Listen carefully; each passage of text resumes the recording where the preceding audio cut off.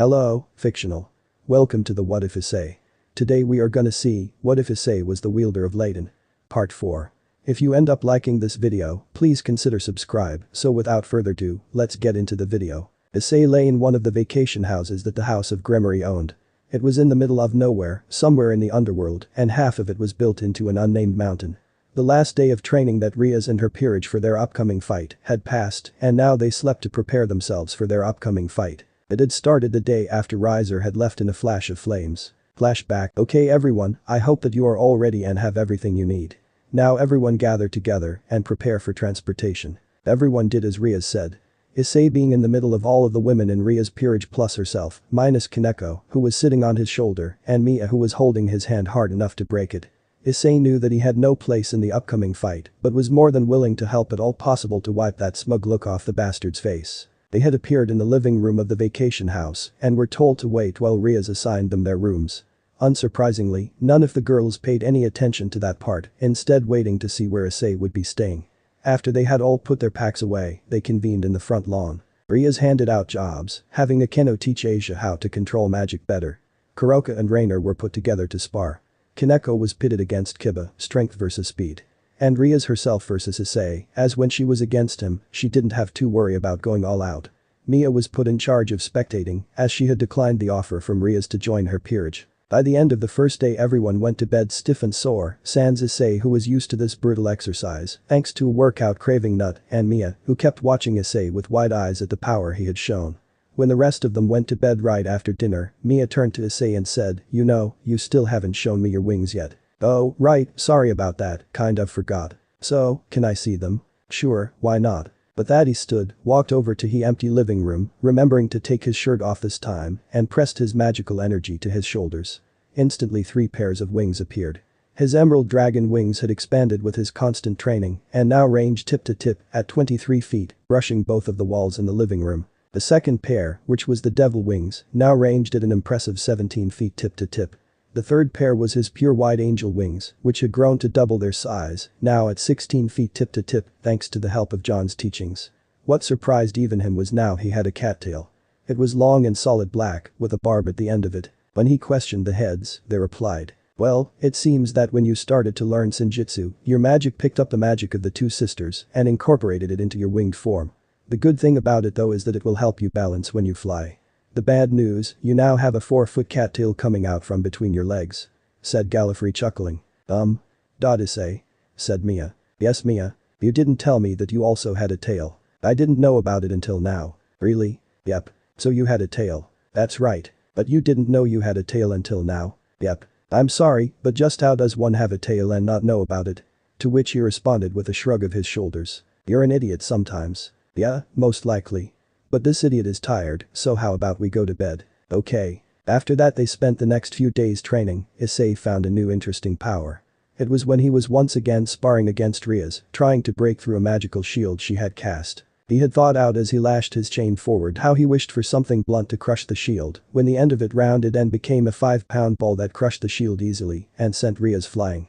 After that he had trained more with his new power and found that he could change the end of his chains into any shape he wished, though none of the shapes could exceed a certain mass. That was until he had found a way to merge the ends of his chains, allowing him to form a massive hammer that left a 50-foot deep hole in the ground. After that, Riaz would occasionally bring in some of the sparring partners into the fight to help her against Issei as he got stronger and stronger, pushing them past their limits and helping them to gain strength as well. That brings them to the last night of the boot camp as they all, sans Kiba, slept with Issei as their bodies recovered.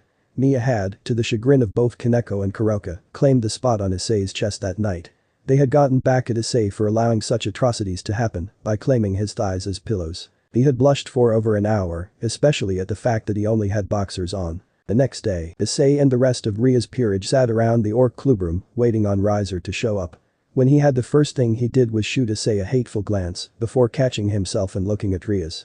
"Well, my beautiful bride, I hope that you and your peerage can at least give mine at least a little challenge. I am no longer your bride Riser, as I plan on winning this, and after that I will give myself to my true husband." Riaz replied while rubbing the mate mark on the back of her neck. Issei remembered when the mark had appeared. Flashback. It had been during the training, and Riaz had woken up from a nightmare, which Issei had awoken as he was used to calming Akeno who barely ever slept through the whole night. He had seen that Riaz was distressed and had taken her out to the pavilion in front of the house.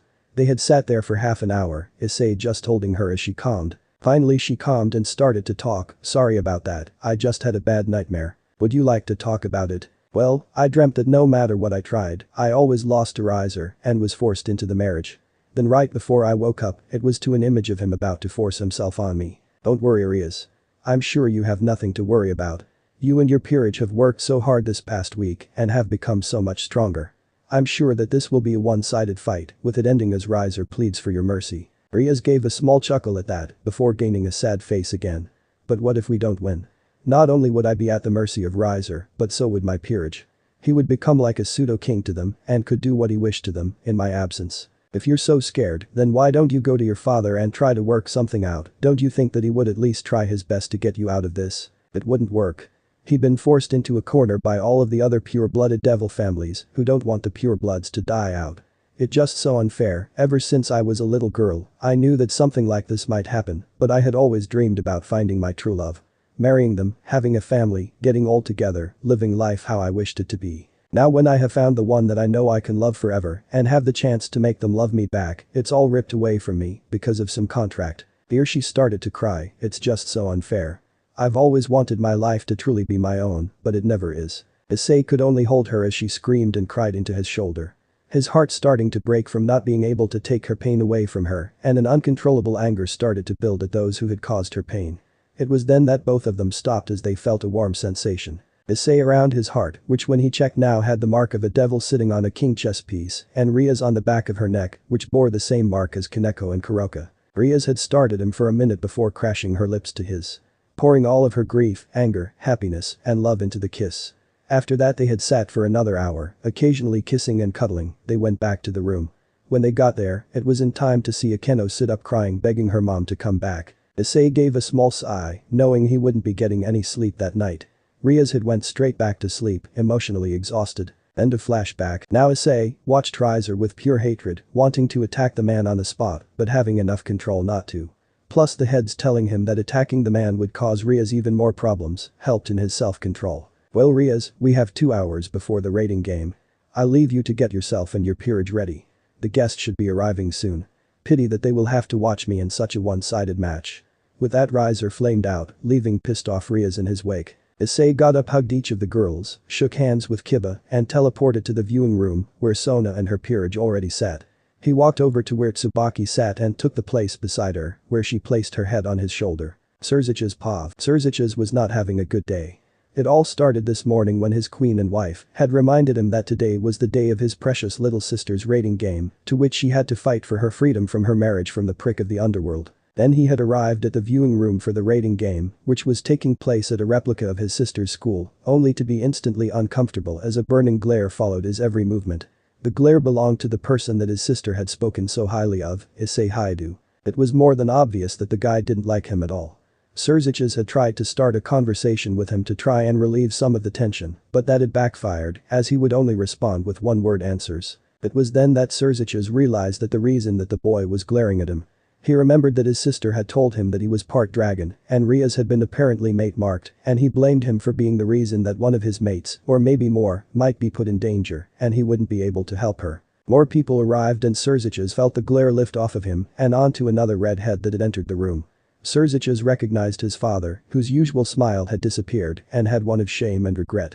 Surzich's knew that his father had been opposed to his daughter's contract and had felt much regret when he had signed it. Now with a withering glare from the dragon on him, his father looked even worse. Then Surzich's watched as the girl sitting beside Issei got his attention and pointed to the screen as the raiding game started. Back to Issei. Issei was starting to feel better as the fight progressed, as the training that they did had tremendously helped them all. Their new strength had caught Rizer's peerage off guard.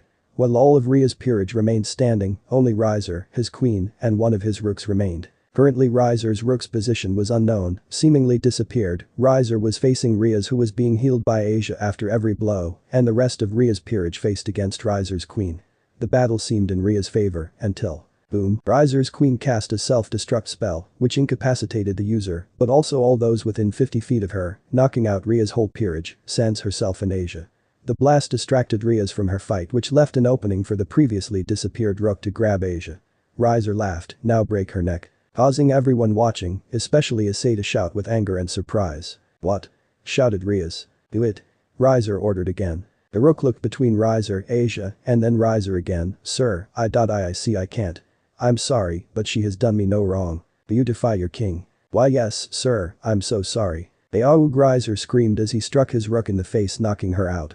And then grabbed Asia. "Declare defeat now, do it or she dies." "Riser, surely you wouldn't," pleaded Riaz. "I would and I will. I'm tired of playing these petty games. Now accept defeat or she gets roasted." I accept defeat. The Gremory King has declared defeat, the Phoenix King wins." Sona's stunned and angry voice sounded over the battlefield. Issei was beyond pissed now, and he was ready to rip the asshole in two as soon as he showed his face again. "Issei, you must calm yourself or you may just cause every pure-blooded devil family to declare you as their enemy." Gareth pleaded. "I don't care, how dare he make Riaz cry like that." "Issei, don't you think that instead of going for Riser, you should try and calm Riaz? I think that she will need you," Sariba said calmly. This stopped Issei in his tracks, he couldn't let Riaz deal with this on her own. So when the three were brought back into real world, instead of charging at Riser, he instead embraced Riaz as she sobbed into his chest. Riaz's father approached to take her back with him so that they could get her ready for the wedding, and without even thinking all of Issei's chains lashed out at the man in the form of 20 spears. The man was barely able to dodge before the wall behind him crumpled into dust. Riaz's father started Issei with shock, fear, and almost pride. He saw the way he was holding Riaz, the position that he had her in would allow him to take any blow that was aimed at her, and also allowed him to watch everyone in the room, who were all staring back at him in shock, fear, and lust for some of the women. Issei let out a growl that made Lucifer himself shake in fear. Well, it would if he still had a body. Issei's pupils had become oval like a dragon's, and they were narrowed in hate and warning. That was until Riser walked into the room. He had a smug-looking face and was looking at the Riaz and Issei with amusement. "Come on Riaz, we have a wedding to get ready for." Riaz stopped crying then and pulled herself from Issei's incredibly strong grip. She leaned and gave him a gentle, loving kiss and started to walk to her father. "I challenge you Riser for the hand of Riaz Gremory." Everyone gave a gasp at Issei's spoken challenge. "Oh, and why should I accept such a challenge? What would I gain from it? I'll become your slave." Silence reigned. "Oh Riaz, you really know how to pick him." "Fine, I accept, and to make things more interesting, since we are talking about slavery, you can have my peerage as your slaves if I lose." "Issei, you can't." Riaz cried out, trying to stop this. "You would throw away your peerage in a bet?" Issei asked in hate. "And why shouldn't I? It's not like you have any chance at beating me. And even if I were to lose, it's not like I can't just get some new girls." Riser said arrogantly, not knowing that his peerage had entered the room. "Riser-sama. Oh, be quiet girls.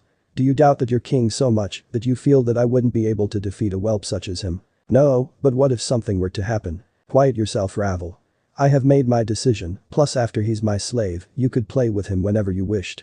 So Issei, do we have a deal?" "Fine. Well, if it's going to be a duel then I have the perfect place for it," said Serziches walking up to the pair. Issei and Riser were facing each other in an arena that was attached to the Lucifer Manor. Everyone that had watched the rating game plus the two peerages were on a balcony high up, watching the fight. Riser had a face of smugness as he looked at his opponent, while Issei looked at his with utter loathing. A minute later, the sound of Serzich's voice sounded on the battlefield. "This is a battle between the third heir of the Phoenix clan, Riser Phoenix, and the wielder of the Longinus Ladon, Issei Hyoudou. This battle will be until one combatant is no longer capable of continuing. Begin." Issei started the battle by swinging the two chains on his arms at Riser, keeping his others as reserves. He started to get annoyed as Riser would dodge most attacks, but even those that landed didn't leave long-lasting marks. That was until Riser began to talk. "This is pathetic, and here this whole time I thought that you would actually give me a challenge." This gained another slash across his face, temporarily making him fall. "You want to know what I'm going to do after this battle? I'm going to impregnate Riaz. She is going to hold many of my heirs, there won't be a time where she isn't pregnant." The next blow that landed on Riser felt like a sledgehammer to the shoulder, making him give a gasp of pain, but didn't stop him. "And you know what's going to happen to those fallen angel traitors of hers? I'm going to kill them like Riaz should have. And that nun bitch, I'm going to make her carry the child of a dog and send her back to the church, where they will kill her for turning her back on their god." The next blow that landed beside him had shrapnel piercing through his skin. My plan is working, just like father said, get your opponents as mad as possible, then they will make many rash mistakes, allowing for an easy kill," thought Riser, barely dodging another blow. Now for the cherry on top. "Oh, yeah, and you know those two cat whores of hers, well after this fight, I'm going to see justice served and kill them like they were supposed to be." That had done it, Issei had slipped and the rage took control. But balcony, Riser's father Pav. Dozen the name that I have given Riser's father as he doesn't have one in the manga or anime that I am aware of. Shook his head as he listened to his son's comments, ashamed. He knew that he had always spoiled the boy and that had caused him to grow up arrogant. He had set up a marriage contract with the Grimoires as he hoped that a woman like Rias would be a good influence on his son and teach him how to be more humble. That plan had backfired though, because his son had instead started bragging about his upcoming marriage and grew to be even more self-centered and greedy. Then the rating game between his son and Rias had been announced and he had some hope. Maybe if she defeats him, then he will know that he is not invincible. That though backfired as well, as he watched his son threatening to kill one of her peerage if she refused to surrender. Thozen had lost hope after that, knowing that his son would always be like this, and that short of bringing him to the brink of death, nothing would help him. That was until that boy had challenged his son. The boy whose eyes were those of a dragon, the boy who had lashed out at the head of the Grimoires in order to protect one that he cared for, not caring if he made a strong enemy. The boy who was willing to give himself as a slave to protect her. The boy that showed the bravery, strength, and will of a dragon. Thozen's eyes widened, the boy was a dragon. The boy was a dragon, and you should never anger a dragon. He then remembered the advice he had given to his son before his first rating game, make your enemies so angry that they can't see. Then while he is blind go in for the kill. Thozen had conveniently forgotten to tell his son that he should never piss off a dragon, especially one as powerful as his current enemy. Well, nothing I can do now. Guess I can finally see Riser learn some humility. Back to the battle. Riser Pav. Riser watched as Issei let out a loud guttural roar that sent chills down his spine, as well as those that were sitting in the balcony. Well, time to end this. Riser thought as he flew towards the still unmoving Issei with a fist covered in fire, aimed at the dragon's heart. This was too easy, huh? Riser started as Issei caught his fist and without breaking stride slammed his knee into Riser's stomach, sending him flying. He tried to get up but only got to his hands and knees before Issei landed beside him and delivered a kick to his side, sending him rolling. He coughed up blood and tried once again to stand, but before he could move, Issei was above him landing punch after punch, each landing like a dump truck onto his chest. He heard constant cracking where Issei would break his ribs, his body healing itself, and him breaking them again. Riser pressed his feet to Issei's chest with all of his might, unbalancing him, using it as a distraction to get away. He had almost made his escape when Issei caught his foot, swung him overhead, and slammed him to the ground. Before he knew it, Issei had the blade of one of his chains in his hand and swung down. Riser howled to the heavens as his manhood was cleaved off. Making it worse was that Issei had used some of his holy powers in that blade when he had struck, making the pain 10 times worse. In the voice of a demon from the worst of nightmares, Issei spoke, "Guess I can't call you a prick anymore, seeing as you no longer have one." Riser ripped himself from Issei's grasp and once again to fly away. This time he was able to get 10 feet from him before he heard, "TSK, TSK, TSK, where do you think that you're going?" Riser felt the chain pierce him though the chest going ahead of him by 3 feet before it opened, trapping him. "Get over here." Riser felt him pull the chain back towards him, slamming Riser into the ground. He felt Issei plant a foot on his back, assuring he couldn't escape again. He heard the jingling of metal before he once again screamed in pain, as up and down both sides of his body chains pierced through his skin, sinking and locking themselves into the ground. The constant flow of holy energy flowing into his body kept his body from healing itself. Riser, with the last of his strength looked over his shoulder and saw Issei standing over him, a chain ready to pierce his heart. He closed his eyes and let his head fall, unable to continue lifting it. Issei's Pav. Issei had enough toying with this pitiful man, time to end it. He aimed his last chain, positioning it at his back, where his heart would be. Right as he was about to swing, another man, who looked a lot like Riser though older, appeared above the injured man. He was crouched and was shielding Riser's body with his own. "Please, I must beg that you spare my son. This fight is yours, and I shall make sure that my son holds up his end of the deal. Though from what my son has said, I understand if you feel that you need to take his life in retribution, but if that is so please let me take my son's place instead. You would die for this miserable whelp." "Yes, I would. Though it is true that I am ashamed of the man that he has become, he will always be my son, and therefore I shall always love him." Issei watched the man for a moment, seeing nothing but honesty and begging in his eyes. Finally he retracted the blade, while also pulling out his others, causing Riser to let out a groan of pain. "I do not want to make a habit of killing those that have done me no wrong." He nodded to the man, before flying up to the balcony. The first thing that happened was Rias tackling him. "How could you have been so stupid? What would have happened if you had lost?" "But I didn't." "But you could have, and then all that you would have gained was you spending eternity in his servitude." "It's fine, Rias, plus that was the only way to make him agree to the fight." "I know, but I still don't like it." she said as she lessened her death hug a little so that she could look him in the eye. Promise me that you won't do it again. As long as you are safe, I promise. Well, I guess that's as good as I'll get, she said before kissing him again. The other girls came over, along with Kiba who was standing in the back, giving Issei a sorrowful face. Bad Issei. Ow, Kaneko, was that necessary? Oh, Issei, how could you have been so reckless? I'm the only slave allowed around here, Naya. Enough with the jokes, Kuroka. Fukuku, if you wanted to be a slave so bad, Issei, you could have told me. I would love to fulfill your fantasies. Ikeno, I'm not a masochist. Issei, what were you thinking? If you would have lost, then you wouldn't be able to use me as a pillow no more. Ow, Rainer, why are you and Kaneko so violent? Oh Issei, I want to heal you, but you need to be punished for your rash decision. I can't take it, come here Issei, I'll make you all better. Ah, Asia, you kicked me in the nuts. That was very stupid of you Issei. Thank you Sona. I think that he was very brave, like the hero in the book I'm reading. I always knew that you would understand Tsubaki. But that was still a very dumb thing to do. And I take that back. That was a very rash decision that could have gone horribly wrong, Issei. Yeah, Sareba, I heard the others. You should have knocked the man out of the way and ended that bastard's life. I don't want to add another death to my conscious Erebor, plus I'm sure that for now on, we're going to see a new less prideful riser. And if we don't, I'll always be happy to give him another lesson in manners. Yeah, way to go Issei, not only did you kick the flaming chicken's ass, but you also gained 15 hot new slaves. Don't remind me Gallifrey, I don't know what I'm going to do with them. Well, you can't set them free, as since they have been made your slaves, they will never be anything more than objects in the eyes of other devils, and to set them free would be like inviting the devils like Riser to do what they wanted with them, and they couldn't say anything in defense. So Gareth, what you're saying is that I am stuck with 15 slaves, even if I don't want them. Not unless you want them to suffer for the rest of their lives. Yeah, I kind of figured that. I'm glad that you decided to show forgiveness and allow the man to live. It wasn't forgiveness, John, it was respect to his father that I spared him. All the same, I am happy that you stopped yourself. Yeah, me too. Heh, thank you Issei for putting one of my wayward devils in his place. I can't believe that he has gone this long without someone like you to show him that he isn't invincible. Well, I'm sure he learned that now. I must thank you Issei. Oh, you're Ria's brother, correct? That is right. I thank you for getting my dear precious sister out of that horrid commitment. I'm just glad that she was freed from her obligations. Yes, so am I. Oh, you're Riser's father, correct? Yes, I am, and I must thank you for what you have done today.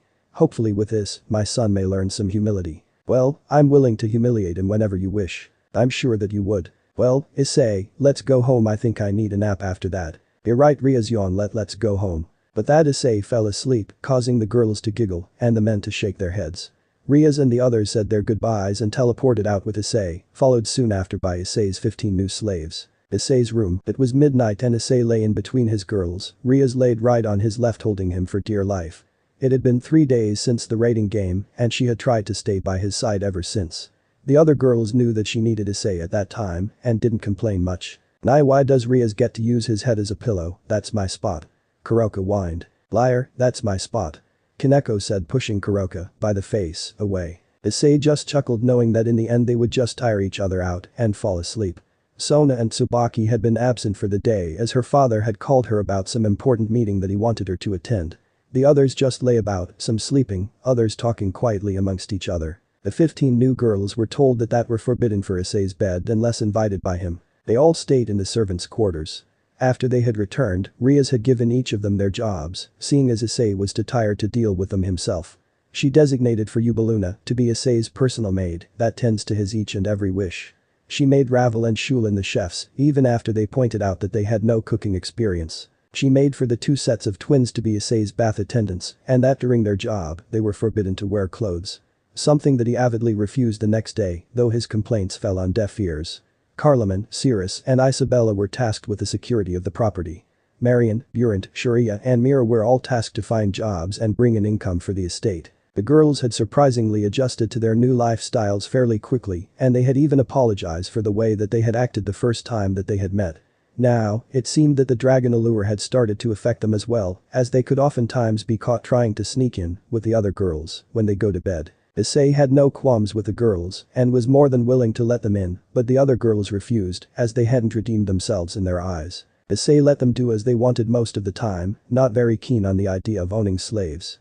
Issei let out a yawn and pulled Riaz and Asia closer to him before falling asleep. The next day, Issei and the girls, which now included Sona and Tsubaki, who had finished with their meeting and returned last night, sat around the table as Ravel and Shulin put only slightly burned toast and jam in front of them.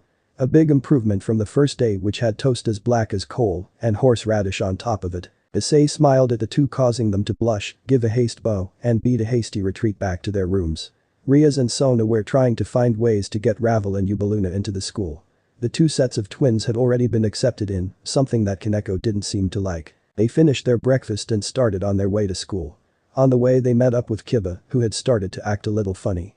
He had started giving Issei weird looks when they met and would always try to bring their conversations into the subject of holy swords. Issei didn't understand, though Riaz and Akeno seemed to have a clue, though they were not very forthcoming with the answers. They arrived at school, where the twins met them.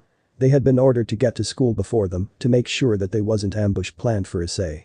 From there, Issei and the girls had a relatively normal day, the guys all hating him, the girls all drooling for him, the teacher somehow not affected in the least from his allure.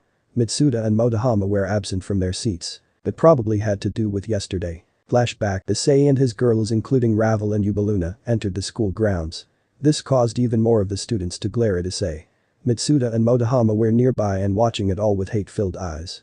That should be us. They thought, watching the girls seemingly swarm Issei. They were able to keep their tongues, though, out of fear of what Issei would do to them if they were to try and attack him again. Then it happened, two of the hottest sets of twins that the two of them had ever seen had thrown themselves at Issei halfway through the schoolyard. The two of them saw red. Now he didn't just have the hottest boshous, no idea how to spell this, in the school as his harem, but all 5 of the hottest first years as well. Without thinking, they sprinted into action. They would beat the hell out of that asshole, and then the girls would love them for being so strong.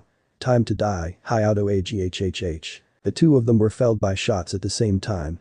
When they looked up, it was to see the pair of twins, one with bluish hair and the other with pinkish, standing over them.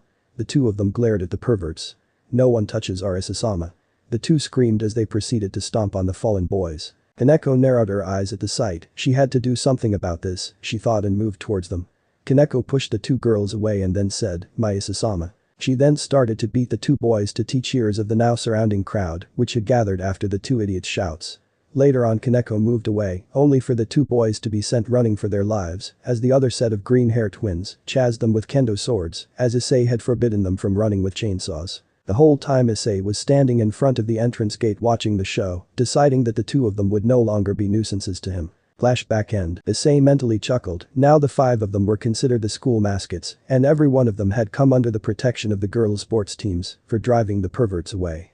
The teacher then asked Issei a question, bringing him out of his thoughts and back to the lesson. Later on that day, they were all sitting in the occult research club, now one of the largest clubs in the school due to all of the recent additions. The 4 twins were sitting at Issei's feet, Hyoudou was standing behind his chair, Kaneko had claimed his lap, Kuroka was sitting on his right, Rainer on his left. To the perspective of any other man alive, he was a god. Issei had dozed off after they had sat there for a while, as the girls all talked, and Kiba sent occasional glances at Issei that showed a mixture of anger, curiosity, sadness, regret, and pain. After a while, the conversation was drawn to how Issei looked when he was younger. The girls were all curious and started to speculate. Of course, being the one to have known him the longest, Kuroka smugly held all information that she had from them. Asia then exclaimed, remembering that she had found one of his old photo albums in his room and had taken it with her. They flipped through the pictures, cooing and giggling at the pictures of naked baby Issei. They then turned to a picture, stumped them. In the picture, it showed a young Issei sitting beside a boy. They couldn't tell. They all had different opinions and then decided to wake Issei to ask him. When he saw the picture, a look of love and longing appeared in his eyes that melted all of the girls' hearts. "That's Irina. My first friend and love. She moved away when we were still kids. I miss her terribly, but when she left she promised that we would one day meet again. I hope that's true." Kiba decided that he had moped for long enough and approached, only to stop in shock, as in the background was that accursed sword. The one that took away his family, the one that had caused him so much grief. "What is that?"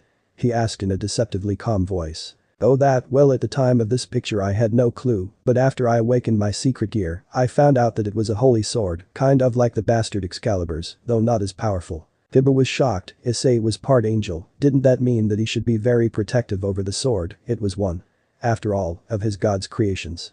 "What makes you call it that? Bastard Excalibur's?"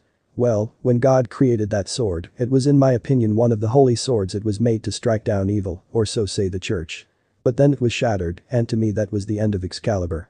The fact that humans have tried to replicate it and mimic God sickened me. especially after what they did to make the experiments works. So therefore they are bastard Excaliburs. Kiba was rigged. How much did Issei know?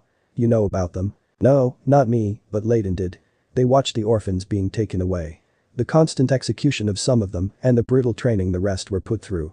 They didn't know what happened to it in the end though, as they appeared in my mind before they saw the final product. The test subjects were all killed. Issei stopped for a while. He saw the looks of worry in Ria's and Akeno's faces, the sadness in the faces of the others, and the tears streaked across the face of Asia, who wouldn't believe that the god that she loves would allow such a thing to happen. Oh. Well, at least not everyone. You're still here. How did you know that I was part of it? Ladon and I have figured it out. Your hatred towards the holy swords, your recent hatred of me. The information that you know of it. It all comes together. I don't hate you. Then why are you always glaring at me? It's because I thought that you, being part angel, would have known some information of the place where I could find the swords, though I never could figure out how to ask you. Well, I'm sorry to say that no.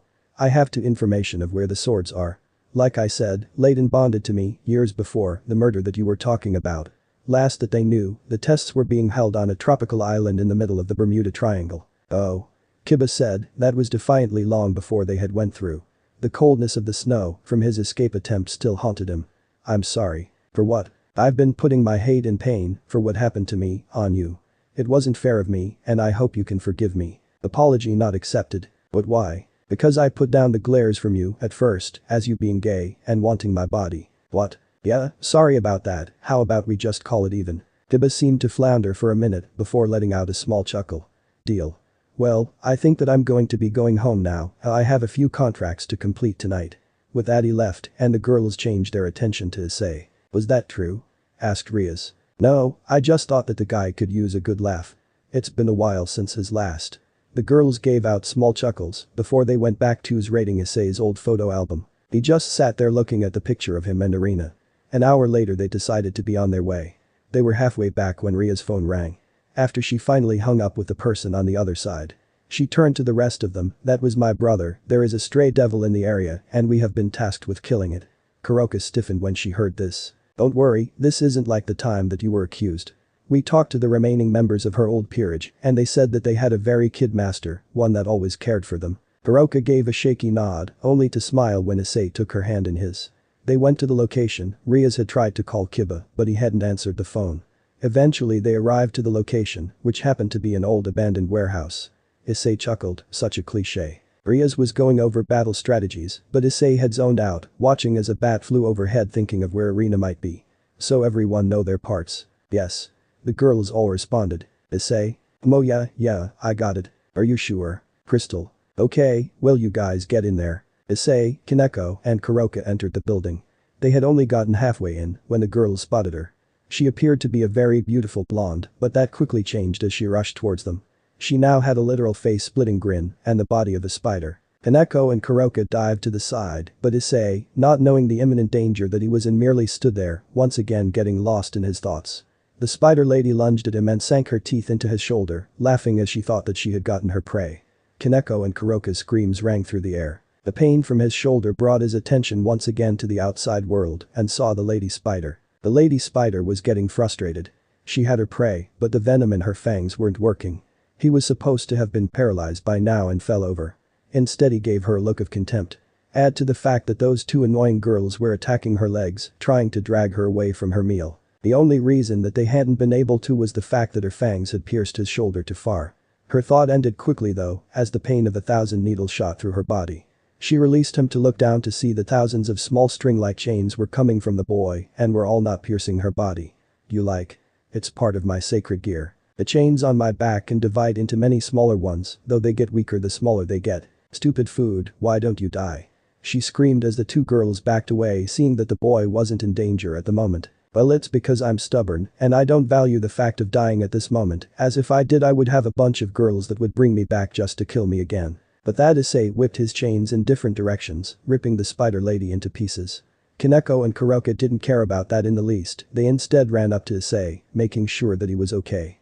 Once he was able to convince them that he was fine, he was beat over the head by a hysterical Kuroka and berated by a crying Kaneko. Once they finally calmed down, the process was repeated by the other girls. Finally, after having Asia heal him and the other girls finally let him off of the hook, Ria started to voice her concern on where Kiba was. She started to make plans for people to go out and find him when Issei spoke up. "We don't have to do that, Riaz, I can find him." "How?" "Like this." With that, Issei faced his palm towards the ground and shot 3 chains out of his palm into the ground. Each was about a foot long and had a bladed head. The 3 of them disappeared. "What was that?" "That was a new power that I'm working on. It shoots up to 5 chains into the ground. Each chain is controlled by one of the heads of Ladon. Even though they are now no longer part of my body, I still have a connection to them so that I can see where they are going. They will search for Kiba, and when they find him, I can lead us to him. So they're kind of like tunneling snakes that you control." "Yeah, more or less, that's about the idea. You never cease to amaze me, Issei," stated Riaz. "You'll learn to stop being surprised after a few years," said Kuroka, who hadn't let go of his hand since he had killed the stray devil. "Well, I think that it's about time to head home. Sona and Tsubaki will be angry if we keep them waiting for too long," Issei suggested, getting bored of standing there. The others agreed and they were equals on their way home. When they got there, Issei was once again reprimanded by Sona, Tsubaki, and Mira for letting himself get hurt. After that, they ate dinner once again prepared by Ravel and Shulin. Yubaluna had been told that she had the rest of the night off and she went to bed. After that, Issei had enough argument with Riaz about the fact that he should be allowed to wash himself, though his argument fell on deaf ears as he was washed by the twins. He then headed for bed, tired. It was in the middle of the night when Issei was awoken. He was watching from the eyes of one of his chains as Kiba fought that same priest that he had thought died in the fire. The priest looked worse for wear as half of his face was burnt off and he was acting even more insane than last time. The thing that worried Issei though was the fact that he was wielding a bastard Excalibur. He watched the seemingly even match, ready to jump in whenever it looked like Kiba was in danger. Luckily that time never came, as halfway through the fight a flash appeared beside his half-melted face. The light must have meant something to him because after it flashed he stated that he had to go, causing another brighter flash of light that blinded Kiba, but not Issei as he didn't have eyes to blind. The madman was gone once the light died down. Issei decided not to approach Kiba just yet, wanting to see what his plans were, and instead ordered the 3 chains to tail him and report if anything of interest came up. After that he drifted off back to sleep. The next morning Issei went about his morning rituals and sat down to breakfast with the girls. Issei checked on Kiba to see that he was walking around town, seemingly trying to find that madman again. When Riaz asked, Issei told her that he was fine from what he could tell, though when he mentioned Kiba being attacked, Riaz was quick to order his return. "We need to get him back here. I will not have my servant hurt, especially if we could have stopped it." "Don't be foolish, Riaz," said Issei calmly. "What's that supposed to mean?" "It means don't act foolish. Tell me, Kiba really wants to avenge his friends?" "Yes. That's correct. And he swore to do it no matter what." "And odd, so if you were to go after him now, he would see that as you trying to keep him from completing his goal.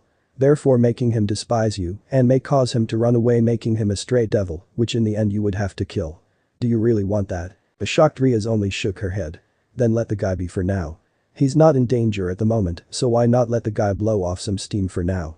If he gets in trouble I'll let you know if he is in danger and will direct my chains to protect him.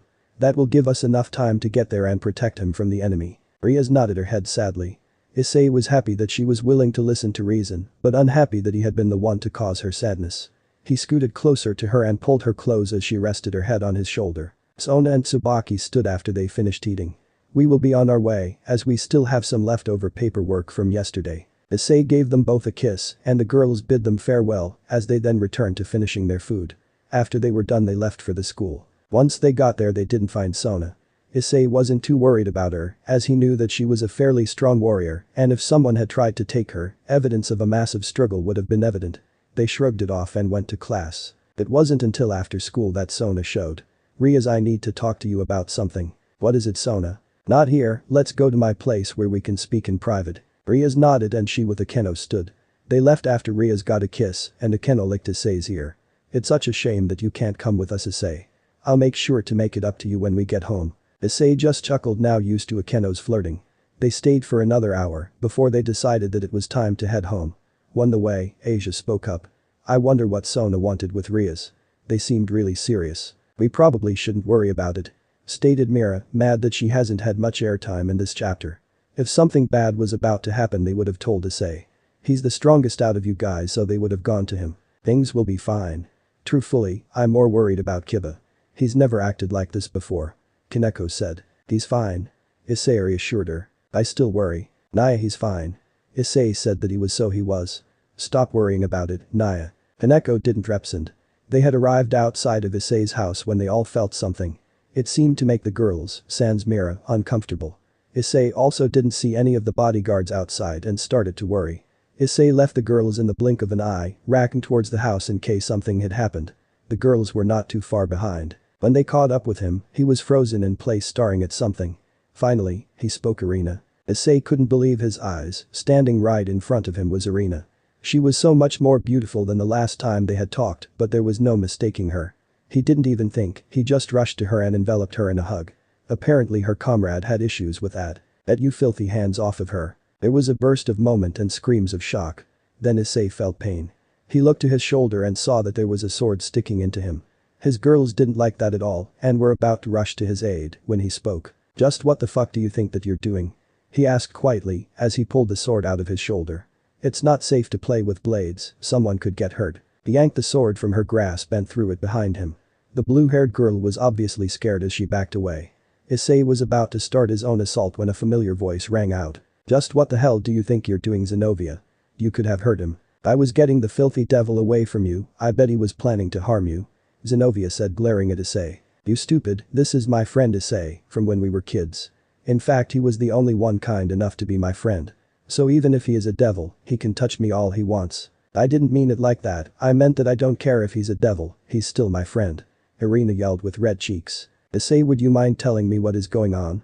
Issei's mother asked, looking between the three of them with confusion. "Don't worry Issei, I got this," Kaneko said as she and Kuroka led her out of the room. Issei shook his head and looked to his three bodyguards who he finally realized were in the room. "We're sorry master, we were going to stop them at the gate but your mother say them and invited them in. We didn't know what to do and we didn't want your mother to be in danger so we came in with them. Please punish us how you see fit." "Issei, what are they doing?" Irina asked. "Well, I guess you could say. They're the slaves of his harem," Rainer said, oh so helpfully. "What? Issei, you have slaves and a harem?" "Not intentionally on both sides. I think that you've got some explaining to do," Irina said, putting her hands on her hips and giving him that look. He sighed and nodded before getting comfortable. 3 hours later Issei and Irina were just finishing their stories when they were called to lunch. When they got there Issei was only slightly surprised to see Urias, Akeno, Sona and Tsubaki back from their meeting. "Hello Issei. Nice to see you again Irina. How have you been?"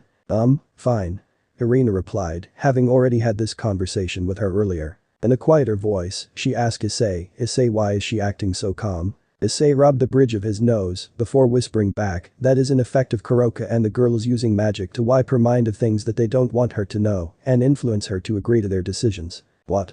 she exclaimed, startling the whole table. "Really, it's easier this way. Because of it we now have this bigger house. Another effect is that she was more than willing to let the girls stay here," he whispered, trying to calm her down. "But Issei, what if one of them changes her mind so that she kills you, you could be in danger." "No, I trust them and they know that they have me to back them through anything. If anything, I'm afraid they will influence her to help with the recruitment of my harem." Irina was quiet for a moment before she got that look again, "So a harem Issei. I thought that you said that I could be your girl when we got older," Irina said with a bottom lip poked out. "When did I say that?" he asked, scratching his head. "Well, you know, that one time." Irina was getting redder by the second and obviously more embarrassed as she stammered. He couldn't allow her to suffer like this, so he spoke up, "Oh, yeah, I remember, that one time in the park.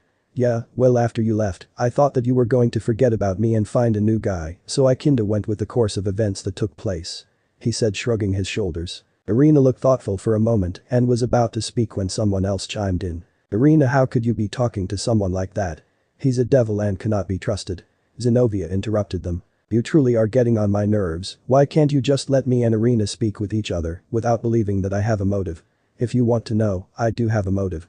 My motive is to find out as much about how her life has been since we last talked so that I can easily place myself in her life again and not be forced to see her leave me as before." "Why do you want to be so close to her?" Zenobia asked with furrowed brows. "Because she was the first one that I have ever loved and would tear down the world if she so asked." "Do you really mean that, Issei?" Irina asked, with tears in her eyes. "I do," he responded, no doubt present on his face. Irina let out a small squeal and leapt into Issei's lap before kissing him. Zenobia shot out of her chair. "Stop Irina, he's just going to." She stopped as Issei's wings flared out. She could only stare in awe at the sight as the other girls all smirked at her facial expressions. Issei's dragon wings were now 31 feet in length, bending at the corners as they pushed against the walls. His devil and angel wings had become the same length now, each at 27 feet tipped at each. Irina broke the kiss and sat back a little, while opening her eyes. What she saw made her give out a small gasp. When Issei opened his eyes, he saw that she was staring at something behind him, and that was when he realized that he had let his wings out. He closed his eyes and gave a deep breath before they sank back into his skin. When they were gone, he again opened them to see 3 women looking at him with astonishment.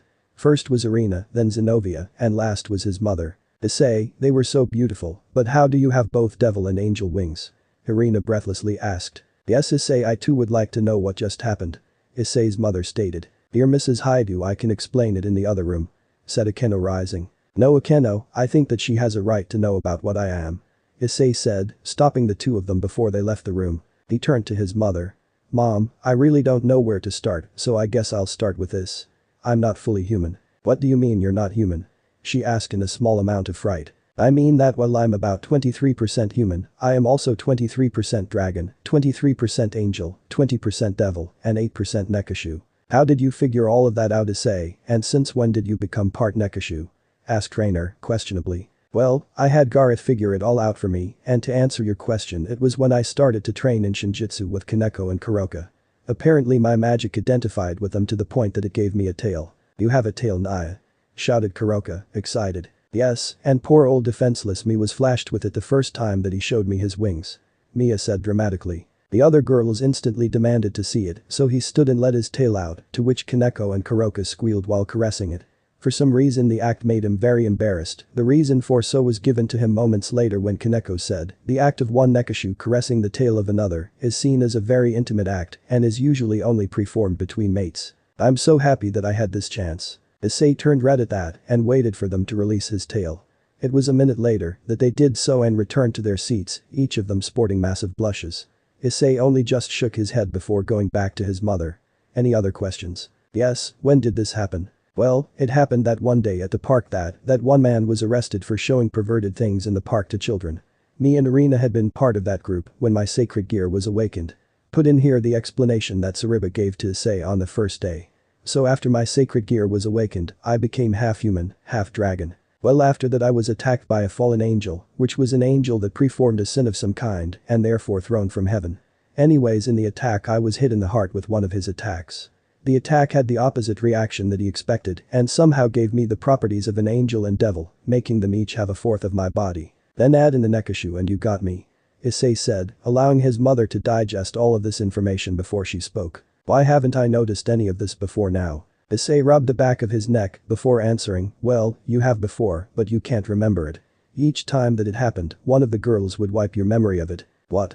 How could you do that to me, Issei? The Arias decided to jump in, don't blame him for any of it. We were the ones to do it without his consent. We only did really to protect you. We didn't want you to hate Issei for not being normal. And we kinda influenced your decision to allow Issei to have a harem, as we didn't know what your response would be and didn't want you to try and take him away from us. We have only truly wiped your mind twice. The first was when me and Kuroka got into a fight as my people thought her a murderer and I thought that she was going to harm your son. Turns out I was wrong and that we had destroyed your house in the fight, so we took your memory of it and fixed the house. After that we influenced you to accept us building you a bigger house. Then the last time that we wiped your memory was a little earlier when Irina and Zenobia were revealing a little too much about that fact that we were devils. We're truly sorry, but we thought that you would have an easier time with everything the way we did it, as well as keeping Issei with his parents. Well, your fears were unfounded, as I would never kick my child to the side, devil or not. And I am very displeased that you took my memories, though I forgive you for you had good intention. Just do not try it again or I may change my mind. Issei's mother stated, as if reprimanding an unruly child. And you young man, are not off the hook, as you will explain all this to your father when he gets home and then we will think of a suitable punishment. Now, you said that you were all devils, is that true? Well, partially, Mrs. Hyoudou, said Sona. My and Ria's are the only full-blooded devils in this house. You already know what Issei is. Kaneko and Kuroka are half devils, half Nekashu.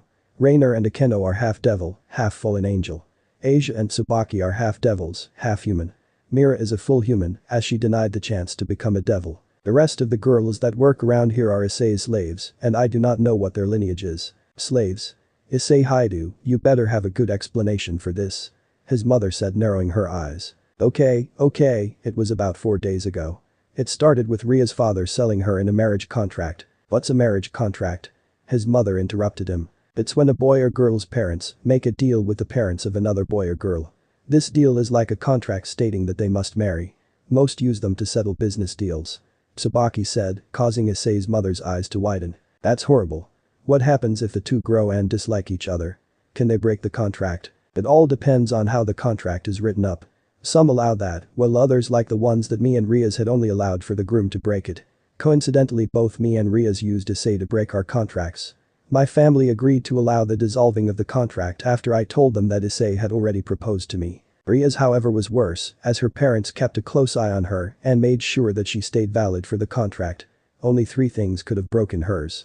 1. She loses her virginity, which she attempted with Issei, before she was stopped. 2. The groom dissolves it, though her groom was such an ass there was no chance for that. 3. She beat him in a rating game, which she came close to doing before he threatened to kill Asia. Sona spoke up once again. Then how did she break it? Surprisingly, Zenobia spoke up. That's where Issei came in.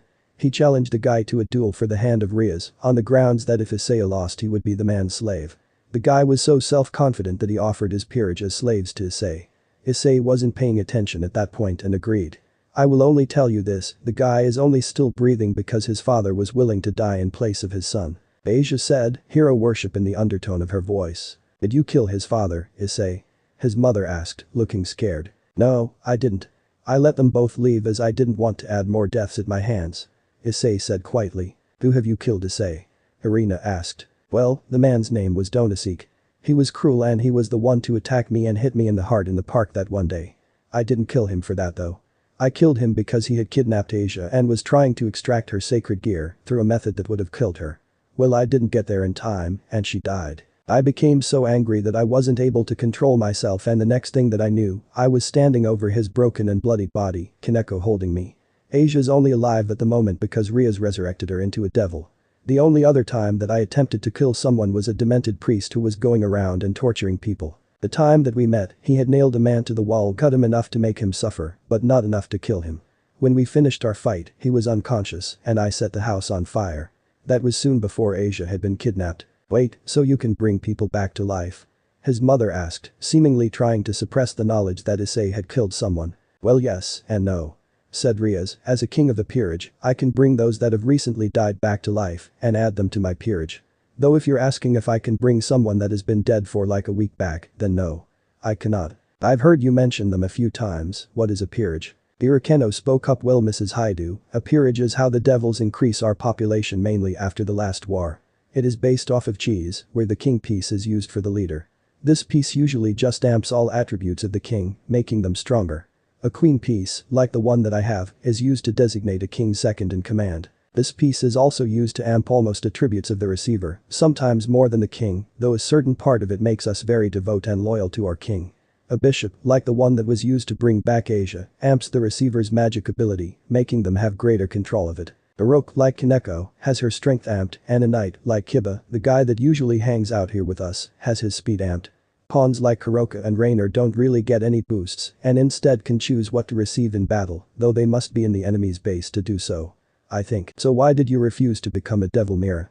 His mother asked. Well, Riaz told me that some devils can get powerful enough to where they can get their own peerages, so I was waiting for Issei to get to that point, as I wanted to be part of his. She said with a blush. Here Rainer and Kuroka stopped dead in their tracks before breaking out in cries. Why didn't we think of that? They wailed. Issei just gave a quiet chuckle at the two, now comically sobbing girls. I think that is enough for now, and seeing how late it is probably best if we order out tonight. His mother said, glancing at the clock. Nonsense, dinner is just about finished, so you all should go get ready, said Ravel as she poked her head out of the kitchen. Issei, when was the last time that I made dinner? Asked his mother again, watching as Ravel once again entered the kitchen. Well, not since Asia moved in, and then from her Ravel and Shulin were tasked to take over that job. So about a month or two, give or take, he replied. And why haven't I noticed? Maybe one of the girls just used a spell to make you more accepting of it, to the point where you didn't care where it came from. She let out a sigh. I think that I could use some sake. Issei just smiled at her and went to his room to change. End of the here. So that's it for today's video, guys. Before you go, just like the video and share it with your friends. Bye.